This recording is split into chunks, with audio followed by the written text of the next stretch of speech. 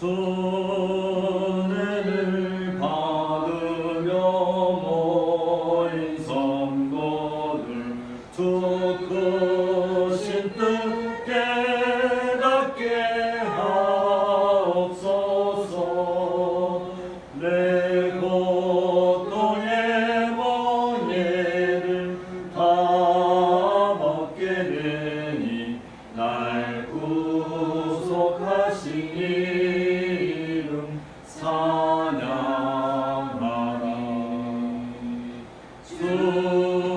주를 곁에서 인도하시니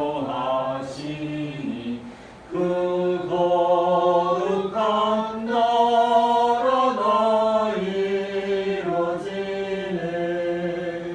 소망이와 싸워서 늘 승리하니 큰 영광 주께 돌려 찬양하리.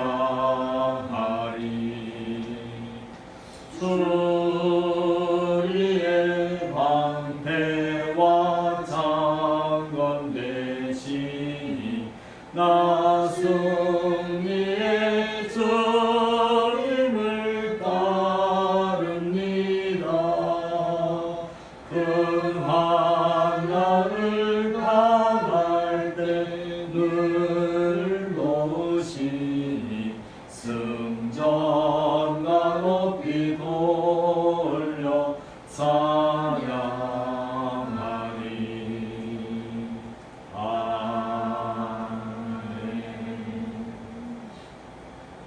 날이 많이 더운데 이 뜨거운 여름에 우리 건강을 지켜주시는 하나님께 감사드리고요. 이번 주만 지나면 좀더 선선해질 것 같으니까 그래도 건강 잘 챙기시고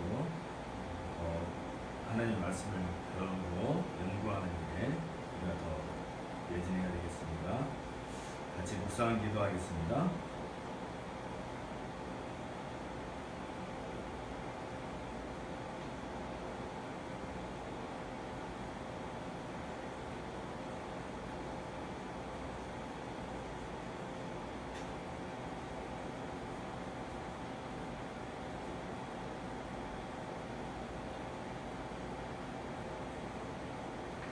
아직 자리에서 일어나셔서 주 담대하시고요.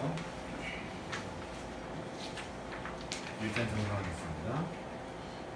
만독의 근원 하나님 온 백성 찬송 드리고 서천사여 찬송하세. 찬송 성부 성자 성령 아멘.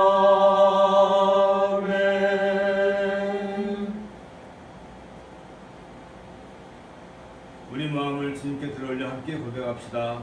우리의 도움을 천지를 주신 여호와의 이름에 있도다. 여호와여, 내가 만민 중에서 주께 감사하고 눈나라 중에서 주를 찬양하오리니 주의 인자심이 하늘보다 높으시며 주의 진실은 궁창에까지 이르나이다. 하나님이여, 주는 하늘 위에 높이 들으시며 주의 영광이 온 땅에서 공을 거두시기를 원하노라. 같이 기도하겠습니다. 하나님의 놀라운 은혜에 감사를 드립니다. 언제나 우리가 은혜 가운데 있음에도 불구하고 하나님의 그 놀라우신 은혜를 잊어먹고 살아가는 그러한 우미한 인간들입니다. 하나님, 창세전부터 우리를 예정하셔서 우리를 하나님의 자녀로 삼으시고 우리를 의롭다 하시는 그 하나님의 놀라우신 은혜를 언제나 생각하게 기억하게 하여 주시옵기를 주여 간절히 기도드리옵나이다. 하나님 아버지, 그러나 우리가 약하여서 우리가 언제나 이 하나님의 놀라우신 은혜를 우리가 생각지 못하고 살아가는 우리의 모든 것을 하나님에게 내려놓고 하나님의 은혜를 다시 간구하오니 오늘 이 예배를 통하여서 하나님에게 더 나아가는 우리가 되게 해주시옵기를 간절히 기도드리옵나이다. 오직 우리가 믿음으로 하나님으로 나아갈 수 있게 해주심을 주님 감사합니다. 오직 예수 그리스도 이름으로만 우리가 구원을 얻을 수 있음을 믿사오니 언제나 예수님을 간구하고 나아가기를 원합니다.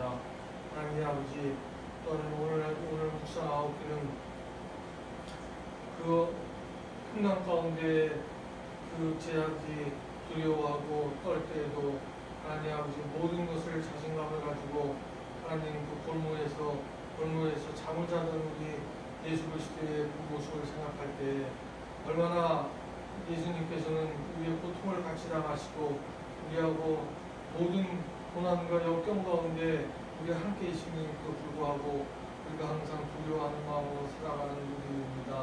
하나님 언제나 우리와 함께 하신 하나님을 예수님을 우리 성령 성부성자 성령의 그 삼일체 하나님을 항상 생각하며 나아가는 우리 되게 하여 주시고 또 또한 고통과 고난 가운데 어려운 가운데 우리를 처할지라도 우리를 도우시며 우리가 동행하시는 하나님만을 바라보는 우리가 되기를 간절히 원합니다.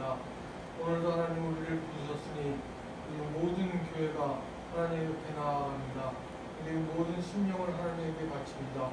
우리가 아무 공로 없으나 우리 주 예수 그리스도의 십자가의 보혈을 못 받고 하나님 앞에 나아가니 하나님 우리를 있는 그대로 받아주시고 하나님의 놀라우신 신령의 진리를 우리에게 부어주셔서 우리의 마음이 쪼개지고 골수가 나누어지어서 진정으로 하나님의 말씀 가운데 거하는 놀라운 역사, 하나님의 진리를 깨닫는 놀라운 역사가 오늘도 일어날 수 있도록 주님 같이 해주시옵기를 간절히 기도드리옵나이다. 불러 영광 받아 주시옵기를 기도드리옵기에 모든 말씀 우리 주 예수 그리스도를 받들어 기도드렸습니다. 아멘. 자리에 앉으시고요. 고백으로의 부름. 너희는 귀를 기울이고 내게로 나와 들으라. 그리하면 너희의 영혼이 살리라. 내가 너희를 위하여 영원한 언약을 맺으리니 곧 다윗에게 허락한 확실한 은혜이니라. 제 고백입니다. 너희는 여호와를 만날 만한 때에 찾으라. 가까이 계실 때에 그를 부르라. 악인은 그의 길을 불의한 자는 그의 생각을 버리고 여호와께로 돌아오라. 그리하면 그가 긍휼히 여기시리라. 우리 하나님께로 돌아오라. 그가 너희에게 용서하시리라. 제 고백 올리는 묵상 함께 하겠습니다.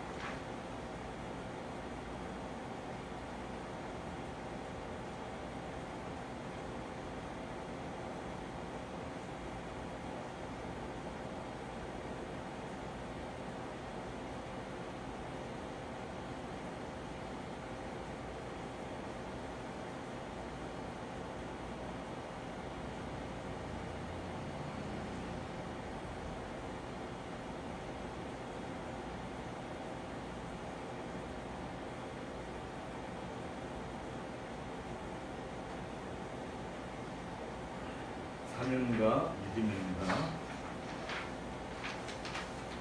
염소와 황소의 피와 및 암송아지의 죄를 부정한 자에게 뿌려 그 육체를 정결하게 하여 거룩하게 하거든 하물며 영원하신 성령으로 말미암아 흠없는 자기를 하나님께 드린 그리스도의 피가 어찌 너희 양심을 죽은 행실에서 깨끗하게 하고 살아계신 하나님을 섬기게 하지 못하겠느냐.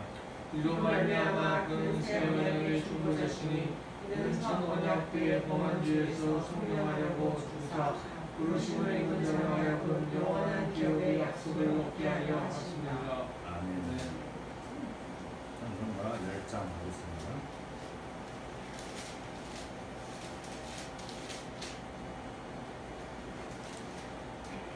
전능왕 오셔서 주 이름 찬송케 하옵소서.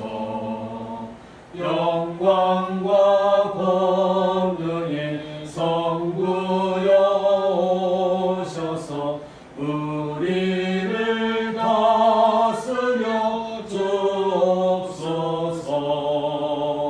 강생한 성자여 오셔서 기도를 들으소서. 택하신 백성들 복 내려주시고 거룩한 마음을 주옵소서. 위로의 주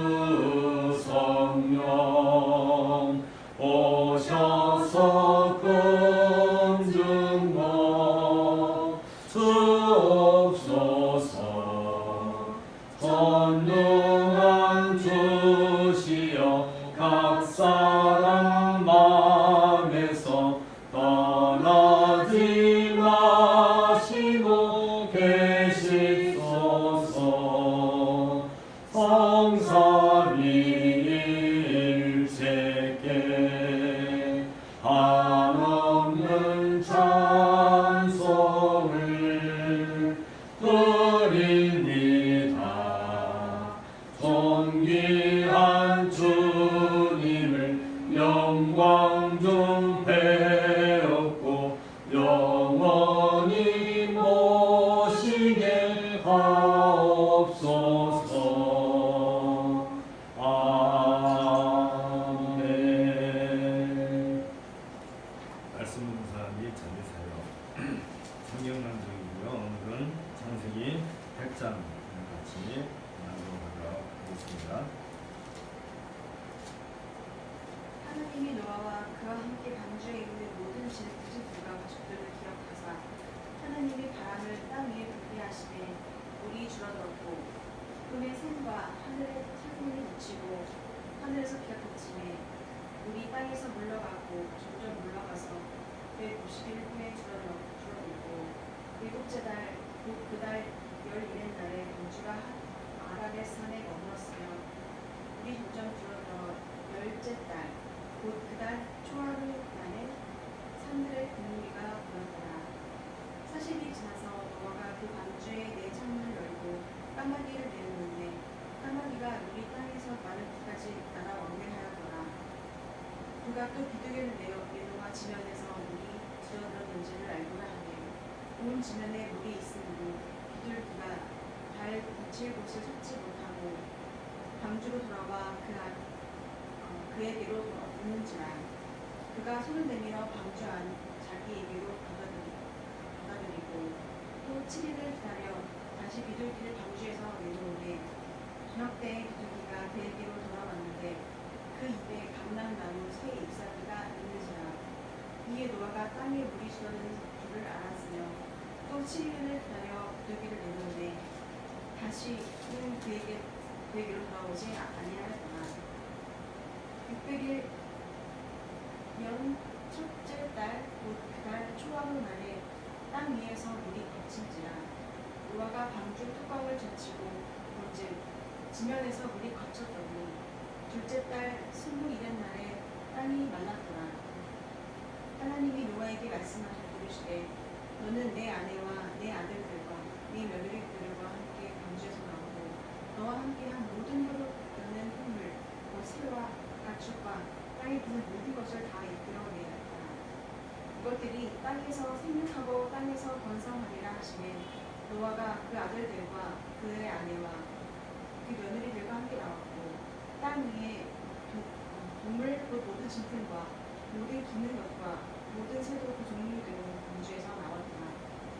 노아가 여호와께 제단을 쌓고 모든 정결한 짐승과 모든 정결한 새 중에서 제물을 취하여 번제로 제단에 드렸더니 여호와께서 그 향기를 받으시고 그 중심에 이르시되 내가 다시는 사람으로 말미암아 땅을 저주하지 아니하리니 이는 사람의 마음이 계획하는 바가 어려서부터 약합니다.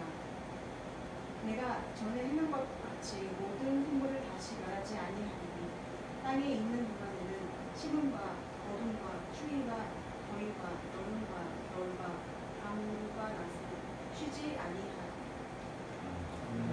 이는 주님의 말씀입니다. 하나님께 감사를 드립니다. 66장 공부하겠습니다.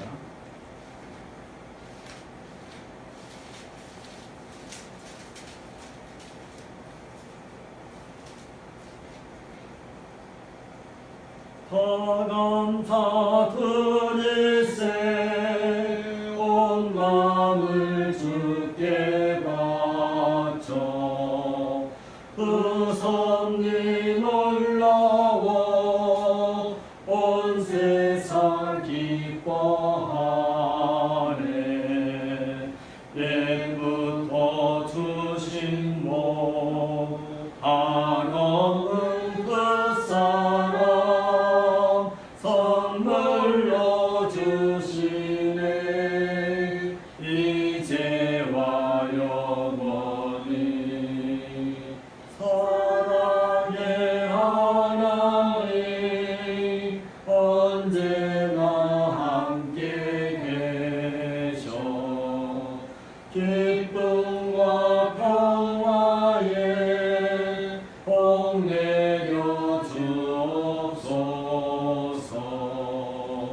몸과 맘 병들 때 은혜로 지키사 이 세상 악에서 구하여 주소서 감사와 찬송을 주께 드리오라 저 높은 곳에서 다스리시는 주님 영원한 하나님 다 경배하여라 전에도 이제도 장래도 영원히 아멘. 같이 기도하겠습니다. 주께서 온 세상을 친히 창조하시되 그 세상이 하나님을 알려고 하지 아니하고 하나님에 대하여 배역하고 배도할 때 주께서는 그 세상을 심판하시지 않을 수 없는 것을 저희가 잘 알고 있사옵나이다. 그 가운데서 특별히 주의 사랑하는 자녀들을 만세전부터 택하시고 또 그들을 권면하시고 그들에게 지혜를 주시고 그들을 일깨우셔서 이 땅에 주의 말씀을 통하여서 주의 그 복음을 통하여서 살 수 있는 새로운 길을 열어주신 그 하나님께 감사와 찬송을 돌려옵나이다. 주께서 이렇게 우리를 부르셨고 또 구원하셨고 우리에게 새로운 생명을 주셨사온즉 이 놀라운 은혜를 저희가 무엇으로 감히 감사의 찬송을 드려야 할지 알 수가 없사옵나이다. 주께서 친히 사랑하는 독생자 그리스도를 이 땅에 보내시고 그를 통하여서 모든 세상의 죄악을 다 없이 하시고 그 가운데서 우리를 주의 거룩한 백성으로 삼으셨사오니 이 또한 주의 지혜와 주의 그 영광 가운데서 다 이루어진 것을 저희가 고백하옵나이다. 세상의 역사가 얼마나 흉악하고 얼마나 악한지 하나님은 한순간에 다 쓸어버리고 싶을 만큼 이 세상이 주 앞에서 부패하여지고 심히 썩어 문드러진 것을 저희가 날마다 보고 있습니다. 그 가운데서도 저희들도 한 번씩 넘어지고 또 유혹을 받고 시험에 들 때에 주께서 감당하신 그 십자가의 공로를 저희가 기억하고 다시 한번 일어설 수 있도록 은혜를 주시오니 또한 감사를 드리옵나이다. 하나님, 이렇게 온 땅에서 주의 백성들을 불러 모으시고 그들을 교회로 택하시고 이제 거룩한 자리에 부르셔서 무엇보다도 하나님의 큰 지혜와 영광을 찬양하고 그 섭리 가운데서 면면하게 또 담대하게 든든하게 지켜져 내려온 교회의 역사를 저희가 보옵나이다. 때로는 세상의 그 흉흉한 물결 가운데서 교회의 역사가 마치 침몰하고 눈에 보이지 않는 것 같다 할지라도 주께서는 불면하게 주의 사랑하는 일꾼들을 세우시고 그들을 통하여서 말씀을 바로 세우고 심지어는 불에 타 죽는 그 순교의 자리에서까지라도 주의 말씀으로 온 세상을 일깨우고 그렇게 해서 역사를 지금까지 이끌어왔던 그 교회의 역사를 제가 돌아보지 않을 수 없습니다. 그 가운데서 우리 한국에도 주께서 친히 일찍이 선교사를 보내시고 그들을 통하여서 이 땅에 복음의 씨앗이 뿌려지고 이제 140년이 지난 지금에 와서 교회 곳곳에서 교회가 세워지고 매주마다 주 앞에 이렇게 예배와 경배와 찬양을 드리게 된 것을 참으로 감사하지 않을 수 없사옵나이다. 주님, 간절히 바라옵기는 우리가 이 놀라운 은혜를 받았고 이 놀라운 복에 참여를 받았음인즉 무엇보다도 이 날을 기억하고 이 날을 즐거워하고 이 날을 위해서 주님께서 마련해 놓으신 그 놀라운 은혜를 저희가 마음껏 누릴 수 있도록 주께서 우리에게 은혜를 더해 주셨기를 간절히 바라고 원하옵나이다. 주님 앞에 나와 예배드리는 이 시간이 우리 인생에서 얼마나 아름다운지요. 또 주께 찬양하고 찬송하는 이 시간이 우리에게 얼마나 아름다운지 이런 말로 형용할 수가 없사옵나이다. 이 거룩한 감격을 우리 마음에 가득 채울 수 있도록 우리의 영혼이 날로 찬송하고 날마다 주님께 경배를 드리는 이 기쁨을 즐거워할 수 있도록 우리에게 은혜를 더하여 주옵소서. 우리가 이 시간에 하나님께 경배하고 찬양하는 이 모든 것들이 주께서 친히 이 세상을 다스리시고 또 이끄시고 또 주의 많은 백성들을 친히 먹여주시고 입혀주시고 살려주신다는 그 증거가 될 수 있도록 또한 우리는 그러한 일에 있어서 친히 우리의 삶이 그 증인의 삶이 될 수 있도록 우리에게 일기움을 더하여 주옵소서. 이 시간에도 주께서 말씀을 통하여서 우리에게 은혜를 주실 때 이 말씀은 그저 주어진 것이 아니요 온 세상의 역사를 통하여서 이미 익히 증거담되어 또 증명된 것인 것을 저희가 다시 한번 보고 깨닫게 은혜를 더하여 주옵소서. 또한 바라옵기는 이 땅에도 주께서 자유와 평화를 주시고 또 통일의 기운을 하게 주시오니 참으로 감사드립니다. 많은 세상 곳곳에서 전쟁이 일어나고 수많은 사람들이 이름도 알지 못하는 그 사람들이 명부도 모른 채 죽임을 당하는 이런 암흑의 시대에 주께서 이 민족을 불쌍히 여기시고 오래전에 평양에 세웠던 그 많은 교회들을 회복할 수 있도록 주께서 은혜를 주셨기를 간절히 바라고 원합니다. 이제 주께서 친히 말씀하실 때 저희가 그 말씀을 듣고 우리의 심령과 영혼과 골수가 날로 새로질 수 있는 은혜를 더하여 주옵소서. 예수님 이름으로 기도하옵나이다. 아멘.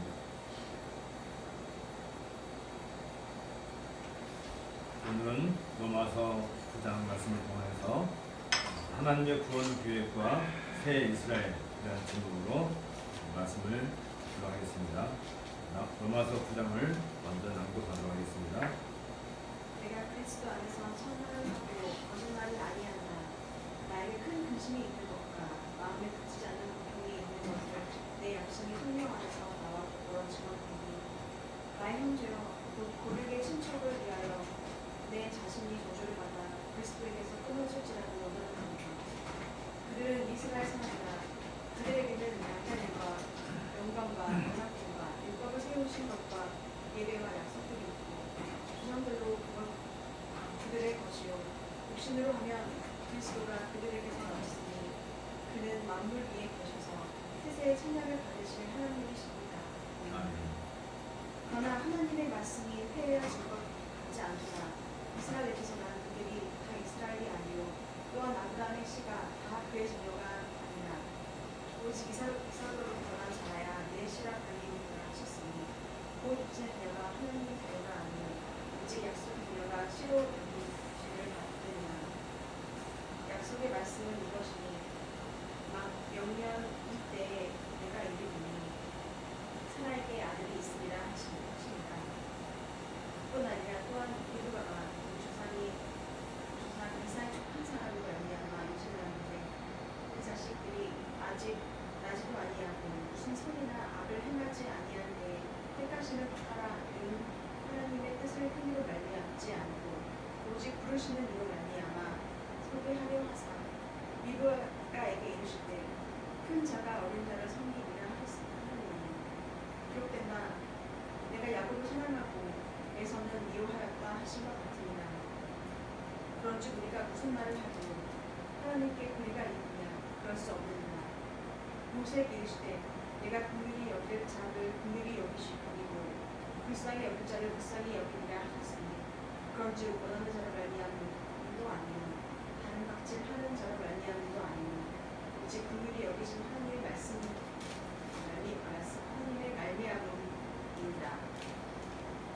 성경이 바로에게 이르시되 내가 이 일을 위하여 너를 세웠으니 곧 너로 말미암아 내 능력을 보이고 내 이름이 온 땅에 전파되게 하려 함이라 하셨으니 그런즉 하나님께서 하고자 하시는 자를 긍휼히 여기시고 하고자 하시는 자를 완악하게 하시느니라.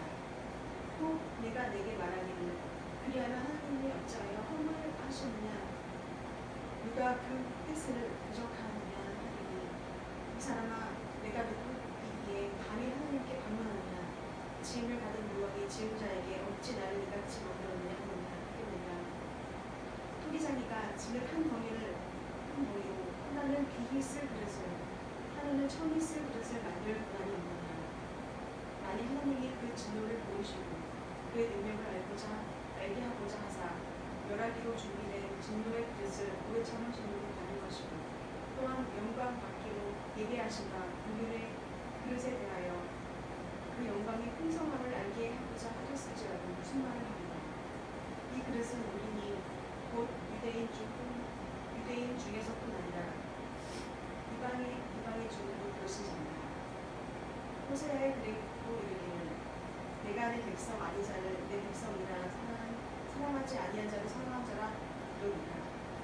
너희는 내 백성이 아니라 한 곳에서 그들이 살아계신 하나님의 아들이라 일컬음을 받으리라 함과 같으리라. 또 이사야가 이스라엘에 관하여 이르시되 이스라엘 자손들의 수가 비록 바다의 고래 같을지라도 남은 자만 구원을 받으리니 주께서 땅 위에서 그 말씀을 듣고 속히 시행하시리라 하시니라.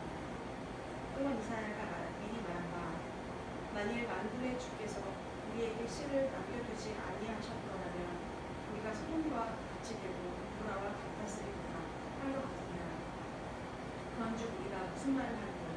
이를 따르지 아니한 이방인들이 그 일을 얻었으니 곧 이들에서 난 그요 그의 법을 따라가는 이스라엘은 율법에 이르지 못하였습니다.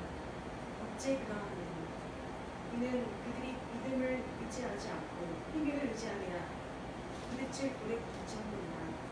기록된 바 보라 내가 블랙돌과 갇히는 바위를 시온에 두니 그를 믿는 자는 부끄러움을 당하지 아니하리라 함과 같으니라.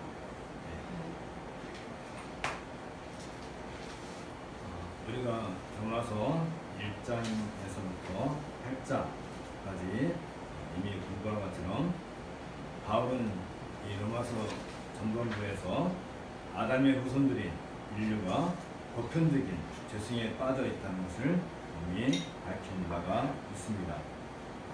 그 인류의 보편적인 죄성이라고 하는 것은 이미 하나님의 백성이라고 선택된 아브라함의 자손들도 예외가 아니었음을 바울은 지적한 바가 있습니다. 이방인뿐만 아니라 이스라엘 백성들까지도 그 죄로부터 결코 자유할 수 없다 한다는 점에 있어서 이것을 밝힌 바울은 이제 그 죄로부터 구속받을 수 있는 유일한 길을 제시한 바 있습니다. 그 유일한 길은 신실하신 하나님께서 제정하신 것인데 그리스도 안에서 성취된 보편적인 구속의 원리인 이신칭의 원리가 바로 그것입니다. 따라서 바울의 이신칭의 교리는 유대인이니까 이방인에게 주어진 유일하면서 보편적인 구원의 길이 되는 것입니다. 상대적으로 이 주제는 다시 말하면 유대인이든 이방인이든 믿음으로 구원을 받는다 한다는 이 주제는 아직 옛 언약 안에 속해 있는, 다시 말하면 그리스도 안에 있다는 사실을 제대로 깨닫지 못하고 있는 유대인들에게는 익숙한 개념이 아니었습니다. 동시에 이 주제는 과거 하나님의 구원과 궁유로부터 배제되어 있었다고 여겨봤었던 이방인들에게도 생소하기는 마찬가지였습니다. 비록 바울이 유대인 출신의 그리스도인들과 이방인 출신의 그리스도인들이 하나님의 목적에 따라 부르심을 받았다고 충분히 설명을 했다 할지라도 여전히 그 사실을 믿고 받아들인다는 것은 그리 쉬운 일이 아니었습니다. 이에 바울은 모든 믿는 자들이 그들이 유대인이든 이방인이든 민족적인 출신에 상관없이 의롭게 되었으며 영원하게 되었다는 지금까지 논증을 이제 그 근거로 해서 하나님께서는 그들을 미리 아셨고 미리 정하셨으며 그들을 부르시고 의롭게 하시고 영원하게 하셨다는 이 사실에 대해서 이제 로마서 9장부터 11장에 이르기까지 구체적인 신학적인 설명을 시도하기에 이른 것입니다. 사실 유대인 성도들에게 있어서 자신들이 하나님에 의해 미리 정해졌고 부름을 받았다는 점에 대해서는 그다지 이해가 없는 내용이었을 것입니다.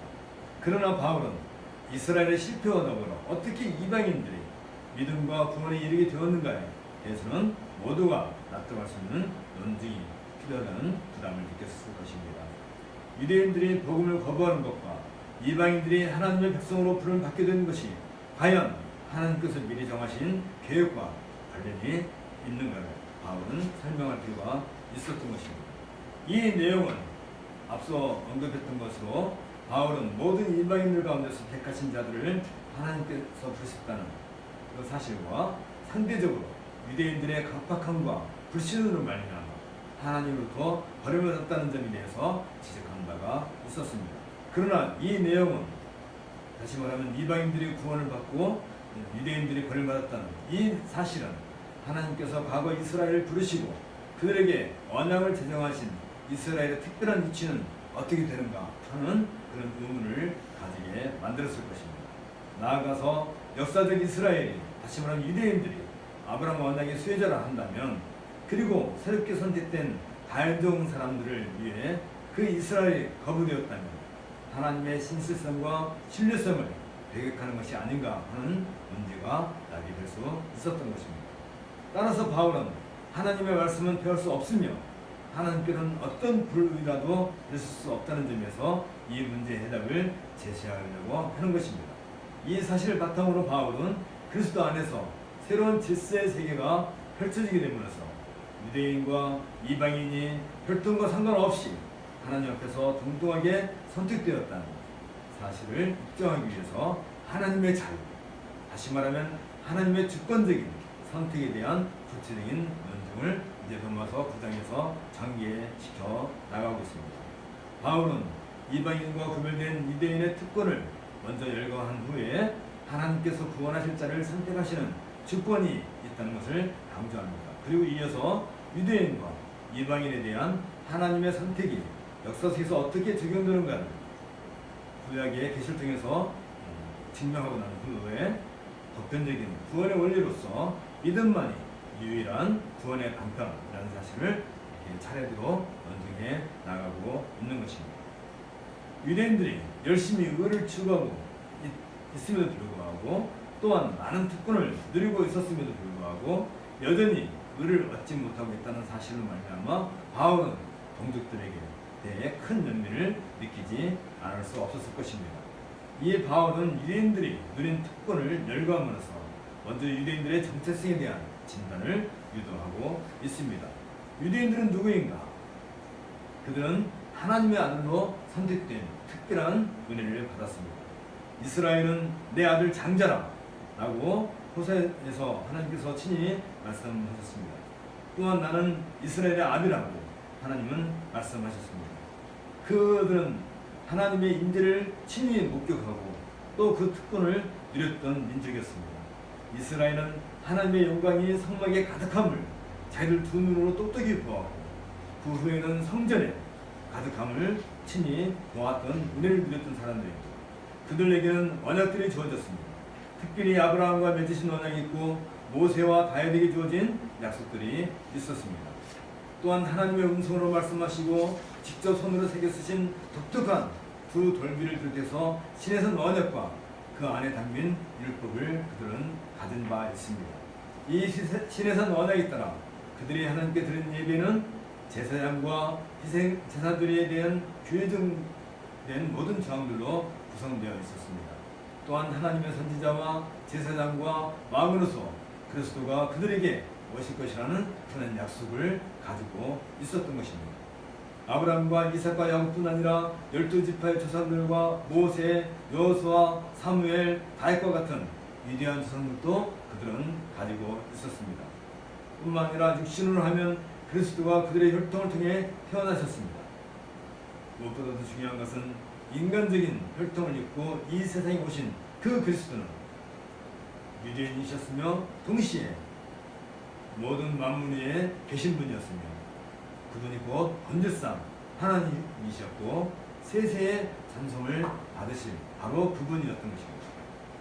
따라서 유대인들은 그리스도로 오신 예수 그리스도를 환영해야 마땅할 것입니다. 유대인들이 지니고 있는 특권들은 충분히 이 사실을 입증하고도 남음이 있었습니다. 그럼에도 불구하고 이제 그 특권들은 유대인들이 아닌 이방인들이 누리게 되었던 것입니다. 바울의 의도는 분명합니다.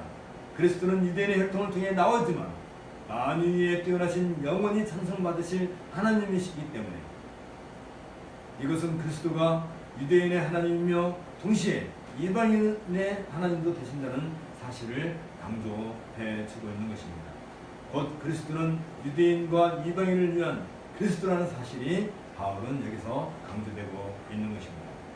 바울은 과거 유대인들이 누린 특권에 이미 이방인 성도들이 참여하고 있었음을 강조한 바가 있습니다.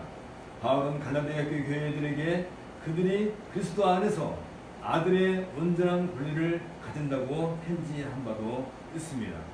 이방인 성도들 역시 하나님의 영광에 친히 참여된 바가 있었고 주께서 주의 만찬에서 표현하신 것처럼 이방인 성도들이 이 만찬 성찬식에 참여함으로써 새 언약에 참여하는 그런 길도 열어주셨던 것입니다.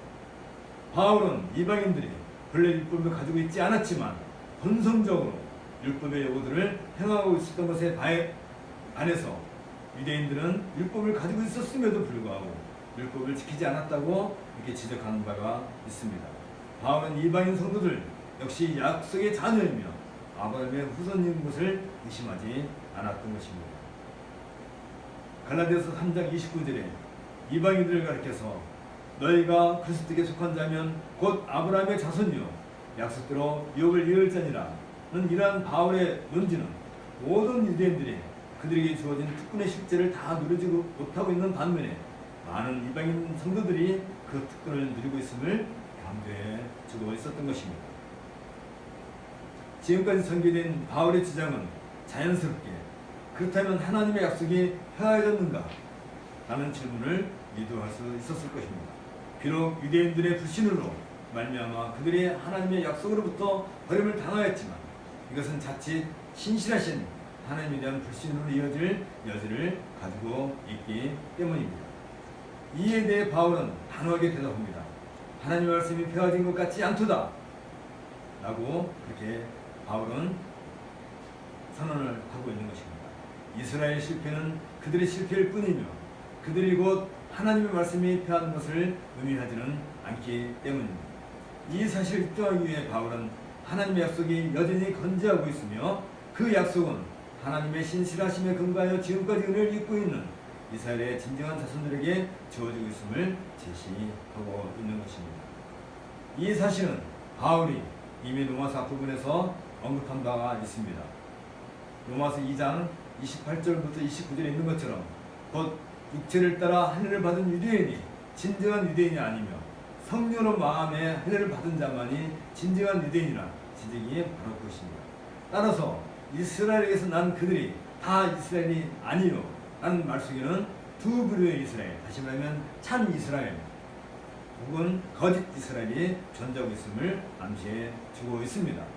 바울은 이 문제를 확실히 하기 위해서 먼저 아브라함 가족의 정체성에 대하여 이제 언급을 하게 됩니다. 곧 아브라함의 자손이라고 해서 모두 아브라함의 후손이 아니며 오로지 이삭으로부터 난 자라야 아브라함의 진정한 후손이 된다는 것이 바울의 논지입니다. 아브라함의 씨이자 하나님의 자녀는 육신의 자녀가 아닌 약속의 자녀라는 것이, 그리고 이들은 하나님의 약속에 따라 태어난 자들이라는 것이 바울의 논지인 것입니다. 이 사실은 이삭의 두 아들인 야곱과 에서에 대한 하나님의 선택에서 입증이 되고 있습니다. 이 선택에 따라 두 사람의 어떤 조건에 근거하지 않고 순전히 하나님의 결정에 의해 야곱이 이삭을 계승하는 약속의 수령자로 선택되었음이 분명해졌습니다. 이 선택은 두 사람, 다시 말하면 야곱과 에서가 아직 태어나기도 전에 이루어진 일이며 그들의 인격이나 자격과는 무관한 결정이었습니다. 야곱과 에서는 한 어머니 리브가에서 출생했지만 그들이 아직 태어나지도 않았고 무슨 선이나 악을 행하지도 아니한 때에 하나님은 그들을 선택자로 또 버리는 자로 결정을 내리셨던 것이 로마서 9장 11절에 있는 내용입니다. 이 로마서 9장 11절을 우리 같이 보도록 하겠습니다. 로마서 9장 11절입니다. 그 자식들이 아직 나지도 아니하고 무슨 선이나 악을 행하지 아니한 때 택하심을 따라 되는 하나님의 뜻이 행위로 말미암지 않고 오직 부리시는 얘기로 말미암아 서게 하려 하사 나는 이 바울의 논지는 또한 하나님의 말씀이 폐화진 것 같지 않도다 라는 전제에 대한 답변을 제시하기 위함이 분명합니다. 하나님께서 이삭이나 야곱을 택하신 것은 그들의 어떤 행위에서 근거한 것이 아닙니다. 오직 주권적으로 부르시는 하나님의 마음과 뜻에 따른 것이었습니다. 바울은 창세기와 말라기에 나오는 두 군데의 구약 본문을 인용해서 이 점을 확실하게 정리하고 있습니다. 리브가에게 이르시되 큰 자가 어린 자를 섬기리라 하셨나니 기록된 바 내가 야곱은 사랑하고 에서는 미워하였다 하심과 같으니라. 로마서 9장 12절 13절 내용입니다. 결국 진정한 이스라엘은 약속과 택하심을 결정되는 것입니다. 약속과 택하심은 전적으로 하나님의 주권적인 부르심에 근거합니다. 이것은 약속과 택하심의 대상이 이에 따라서 결정되지 않음을 의미합니다. 즉 그 대상의 선함이나 행위, 심지어 하나님과 맺은 언약의 충실성에도 좌우되지 않습니다. 이처럼 진정한 이스라엘은 하나님의 부르심에 의해 결정된다는 것입니다. 동시에 육신적인 혈통, 즉 유대인이든 이방인이든 그 혈통을 따르지도 않으며 언약의 참여는 참여도에 따라 결정되지도 않는 것입니다. 이것은 율법의 행위를 중시하는 유대인들의 의식구조에 치명적인 결정표를 가한 것과 같습니다. 바울의 논지는 처음부터 이신칭에 근거하고 있는 것이 분명합니다. 이렇게 주장하는 바울의 논지는 확실하게 나타나고 있습니다. 곧 지금이라도 하나님께서 부르시고 그들의 약속하시고 그들을 택하시면 곧 그들이 진정한 아브라함의 씨이며 하나님의 백성이 된다는 것이 바울의 논지인 것입니다. 이것은 이스라엘에 대한 정의를 새롭게 하고 있습니다. 이방인이라 할지라도 언제든지 하나님의 부르심에 따라 그들이 하나님 나라의 백성으로 택함을 받는다는 논리적인 근거를 여기에서 제시해주고 있습니다. 이렇게 함으로써 바울은 지금까지 논리 정교에 대한 결정적인 근거를 확보할 수 있었던 것입니다. 이처럼 진정한 이스라엘에 대한 새로운 정의는 필연적으로 하나님의 선택을 전제하고 있는데 반면에 이 하나님의 선택은 다른 한편으로 버림, 다시 말해 유기라는 불가피한 결과를 초래하는 것을 우리가 알게 됩니다. 이것은 상대적으로 아브라함과 이삭과 이스라엘의 후손이라고 자처하고 있는 유대인들에게 하나님의 선택에 대한 의문을 가지게 만들었을 것입니다. 하나님께서 이방인을 선택하기 위해서 유대인을 버리셨는가 하는 의문이 바로 그것입니다. 이에 대해서 바울은 로마서 19절에서 명확하게 답변하고 있습니다. 그런즉 우리가 무슨 말하리요? 하나님께 불의가 있느냐? 그럴 수 없느니라. 이렇게 응답함으로써 하나님의 선택에 대해서 더 이상 의문을 가지지 못하게 하고 있습니다. 나아가 바울은 여호와께서 가라사대 내가 나의 모든 선한 형상을 네 앞으로 지나가게 하고 여호와의 이름을 내 앞에 반포하리라. 나는 은혜 줄 자에게 은혜를 주고 궁일에게 줄 자에게 궁일을 베푸니라.는 출애굽기 33장 19절의 말씀을 인용하고 난 뒤에 그런즉 원하는 자로 말미암도 아니요 단연백진하는 자로 말미암도 아니요 오직 궁일이 여기시는 하나님으로 말미암음이라 라고 결정적인 쐐기를 16절에서 박음으로써 하나님께서 누구를 선택하셨던지 그것은 하나님의 고유한 결정사항임을 강조하고 있습니다. 바울은 이 사실을 입증하기 위해서 출애굽 사건을 그 예로 제시해주고 있습니다. 출애굽 사건을 통해 하나님은 모세를 선택하셨고 상대적으로 바로를 버리셨습니다. 출애굽 사건은 하나님께서 이 세상 세력인 애굽으로부터 이스라엘을 선택하신 전형적인 사건이며 동시에 이스라엘의 형성을 알리는 사건이었습니다. 출애굽 사건이 아니었다면 이스라엘이 존재할 수 없었으며 오늘날 이스라엘의 후예라고 자처하는 유대인조차 전성할 수 없었다는 점에서 바울이 출애굽 사건을 제시하고 있는 것은 유대인들의 뿌리를 그 염두에 둔 것이 분명합니다. 구약의 이스라엘은 모세가 애굽으로부터 이끌고 나온 백성들로 정의될 수 있습니다. 여기에서 이스라엘은 하나님의 국민을 대변하는 그릇이 됩니다.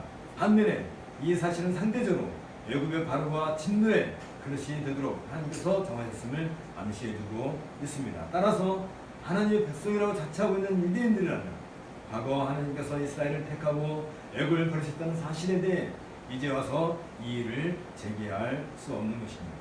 마찬가지로 과거 진노의 그릇으로 벌받았던 이방인들, 특히 애굽 사람들 상대로 하나님께서 오래 참고 그들에게 긍휼을 베풀어 예수 그리스도 안에서 그들이 복을 받아들이고 새롭게 형성된 하나님의 백성으로 부르고 선택하셨다는 이 사실에 대해서도 유대인들은 결코 이의를 제기할 수 없는 것입니다. 여기에서 바울은 이스라엘을 선택하시고 유지해온 선택의 원리가 어떻게 그리스도를 통해서 선민의 확장 사이에 계속해서 역사하고 있는가에 논증에 초점을 맞추고 있습니다. 로마서 9장 24절에 있는 것처럼 이 그릇은 우리니 곧 유대인 중에서뿐 아니라 이방인 중에서도 부르신 자니라. 이것은 놀라운 선언인데 이제는 유대인과 이방인이 합하여서 하나의 그릇 안에 담겨있다고 바울은 선언하고 있는 것입니다. 바울의 새로운 정의는 항상 하나님의 마음 안에 있었던 목적이 바로 확장된 선민에 있었다는 사실을 강조해 주고 있습니다. 그 확장된 하나님의 백성은 그리스도 안에서 이방인을 포함하고 있으며 그들을 전에 결코 선민이 될 수 없었던 사람들이었지만 이제 그들은 하나님의 백성이 된 것입니다. 바울이 이 논증을 위해서 호세서를 인용하고 있는 것은 이스라엘이 존재하고 있는 것이 자연적으로 발생한 인종적인 유대관계 때문이 아니라 처음부터 그들의 하나님의 선택에 따른 것이었음을 지적하기 위함입니다. 따라서 이방인들이 하나님의 새로운 백성으로 포함된 것은 이스라엘의 선민으로 선택된 것과 같은 원리입니다. 전혀 다른 것이 아님을 바울은 강조해주고 있습니다. 유대인이든 이방인이든 하나님 백성이 되는 것은 전적으로 하나님의 선택에 따른 것입니다. 나아가 바울은 처음부터 하나님께서는 이스라엘 한 부분, 즉 이스라엘의 남은 자들인 들만이 새로운 하나님 백성에 포함되게 의도하셨다고 이사야 예언을 통해서 27절로부터 28절에서 말해주고 있습니다. 이사야 예언이 하나님의 그리스도로 받아들이려는 이스라엘의 한 부분인 남은 자들에 의해서 성취되었다는 바울의 주장은 하나님께서 처음 이스라엘 선민을 선택하신 방법과 동일한 행위였으며 일관성 있는 계획에 근거하고 있는 것입니다. 그러므로 하나님께서 그 자신의 선택 위에 새로운 백성을 구성해 나가시는 것에 대해서는 이제 아무도 이의를 제기할 수 없는 것입니다. 이러한 바울의 논증에는 다음과 같은 구약계시와 관련된 사상들이 담겨 있습니다. 첫째, 하나님은 이 세상의 창조자이시며 역사의 통치자로서 이 세상의 주권을 가진 절대자라는 점입니다. 이 사상은 로마서 9장 19절부터 21절에 잘 반영되어 나타나고 있습니다. 절대 주권을 가지신 하나님에 대해 의무를 가지는 것은 하나님에 대한 인간의 불순종이며 이것은 죄로 말미암아 부패한 인간성의 표시임이 분명합니다. 이미 바울이 로마서 앞부분에서 밝힌 것처럼 창조주 하나님에 대한 피조물들의 불순종이 현재의 혼란을 가져온 것이며 심지어 피조물의 이치를 망각하고 창조주를 상대하겠다고 착각하고 있는 것이 근본적인 문제의 핵심인 것을 여기서 지적해 주고 있습니다. 두 번째는 창조주이신 하나님의 통치와 주권 행사는 전적으로 하나님의 긍휼에 근거하고 있다는 점입니다. 여기 로마서 9장 15절부터 16절에 있는 것처럼 모세에게 이르시되 내가 긍휼히 이길 자를 긍휼히 이기고 불쌍히 이길 자를 불쌍히 이기라 하셨습니다. 그런즉 원하는 자로 말미암음도 아니요 다른 박진하는 자로 말미암음도 아니요 오직 궁일이 여기시는 하나님으로 말미암습니다. 는 바울의 주장처럼 하나님은 처음부터 은혜와 진노, 궁율과 정죄의 균형을 깨뜨리시고 전적으로 은혜가 지배하는 불균형 가운데서 주권을 행사하는 것입니다. 다시 말하면 하나님의 그 주권은 심판과 또 진노를 벗어나서 전적으로 은혜에만 근거해서 하나님의 주권이 행사되고 있다는 것이 바울의 주장인 것입니다. 여기 멸하기로 준비된 진노의 그릇에 대해 오래 참으심으로 간용하시는 것에서 잘 나타나고 있는 것이죠. 이 점은 선민 이스라엘도 마찬가지입니다. 이스라엘이 하나님의 선정을 받은 것 역시 하나님의 긍휼에 따라 된 일이었습니다. 그들에게 어떤 자랑거리가 있었던 것이 아닙니다.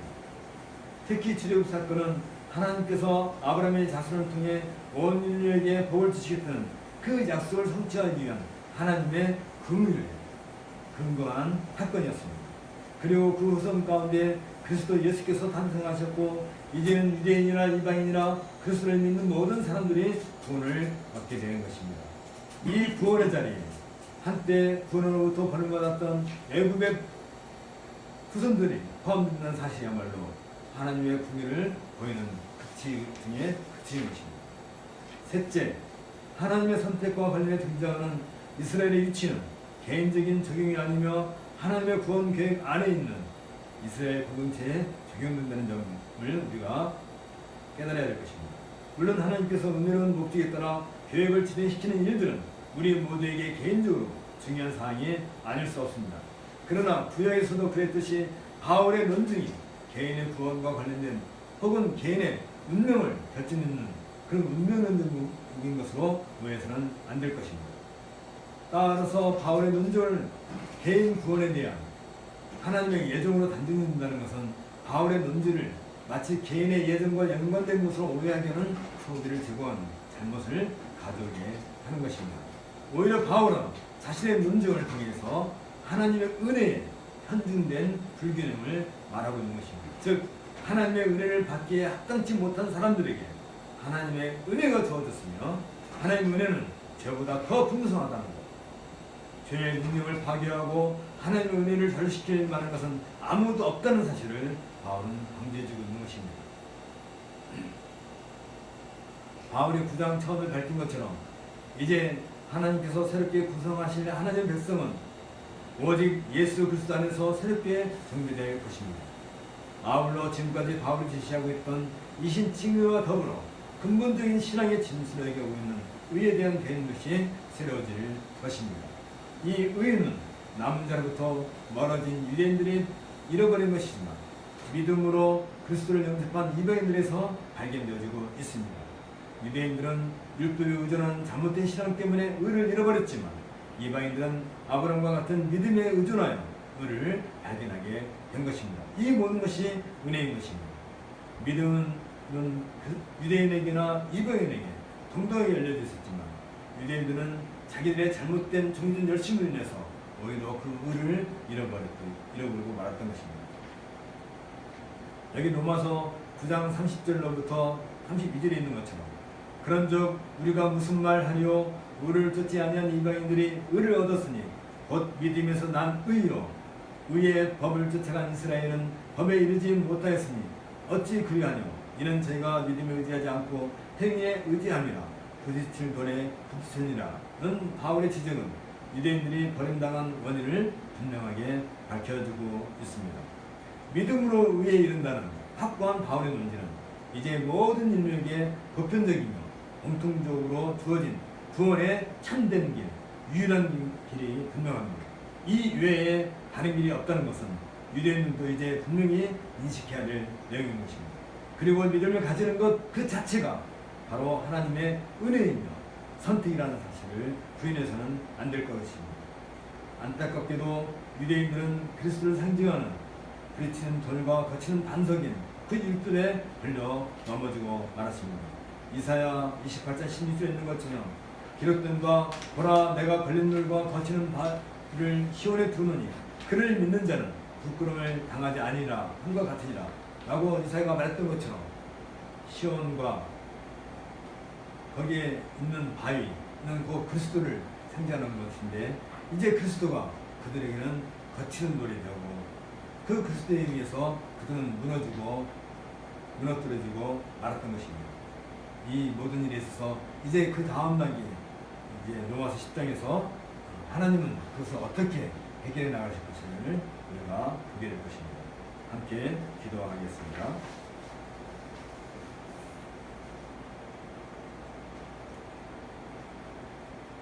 시온의 반석을 두신 그 그리스도를 통하여서 이제 우리가 믿음으로 말미암아 구원에 이르게 되는 것은 그건 전적으로 하나님의 선택이요 또 모든 죄에 대해서 그 형벌을 주시지 않으려고 하는 하나님의 크신 은혜의 결과인 것을 저희가 로마서 9장을 통해서 배웠습니다. 이 놀라운 은혜에 대해서 유대인들은 반항하고 끝까지 거부하는 것을 또한 보았습니다. 그들이 율법을 가졌다면서 그 율법을 통해서 그리스도를 받는 것이 아니라 그 율법의 행위에 거침돌이 되어서 그리스도를 버리는 그러한 악한 행위를 한 것을 또한 저희가 보게 됩니다.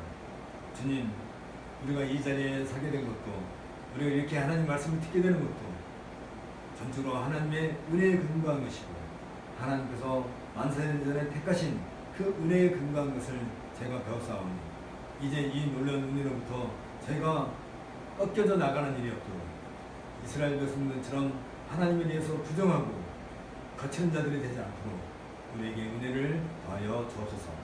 예수님 이름으로 기도합나이다. 아멘. 일어나셔서 창세기 찬송가 29장을 같이 하도록 하겠습니다.